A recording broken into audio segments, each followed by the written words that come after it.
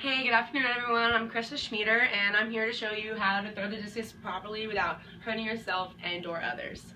So everyone here is really trying not to gain the freshman 15. Some people do it through sports like baseball, lacrosse, others just stay active. And in high school, I chose discus to keep myself active and healthy. And a little background, I threw for 4 years and competed in regionals and states, but in states I tore up my ankle and I couldn't really throw, but I still have a lot of experience with it.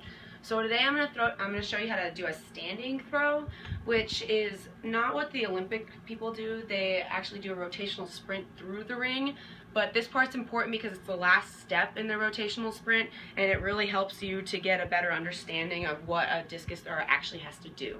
So Mark Harsha in 2014, he was a high school coach. He taught a group of students some important steps in how to master this, and the 3 steps are the stance, the wind up, and the release, which I'm going to talk about.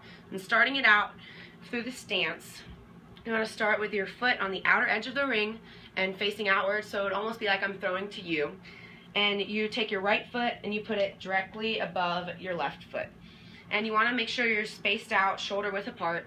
This is really important, and you want to get your weight on your majority of your right foot. So this is important because you want to stay balanced, and in 2006, John Props talked about balance in the modern athlete and coach, really stressing it because you have to stay centered in the throw, and if you don't, you will kind of veer off and you won't be in the bounds of the throw. So keeping that stance, athletic stance, like most sports, the only difference is you keep that weight over your right foot and you turn back, and that leads us into the wind up. So the wind up, you want to keep your arm back and at an 80-degree angle, and this allows you to keep it high but not too high or not too low, because you don't want to just use your entire upper body. It's really about your whole body in this throw. So once you get that wind up, you lead with your hips and then you go with your arms, and that'll kind of almost force you to want to release the discus. So that's what I'm going now into my release.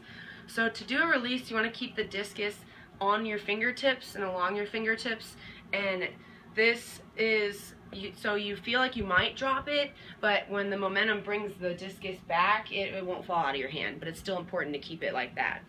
And in 2010, Darren Wenser taught us some tips and tricks on how to really master that.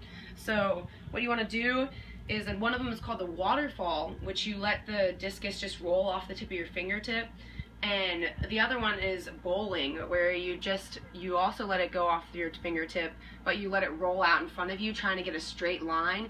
And that really helps you get the feel for it, because when you release, you keep your hand back and you flick your wrist so that it comes off your pointer finger.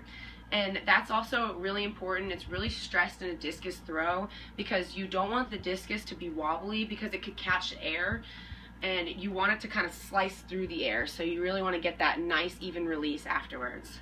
So once you have these 3 steps and you practice them and you master them, you can put it all together and you get a really good stand throw. So now what's kind of the point of this? So I was really dedicated to discus in high school, and it really helped me stay active, and this teaches, you know, a lot of control and making sure you're not getting injured and everything.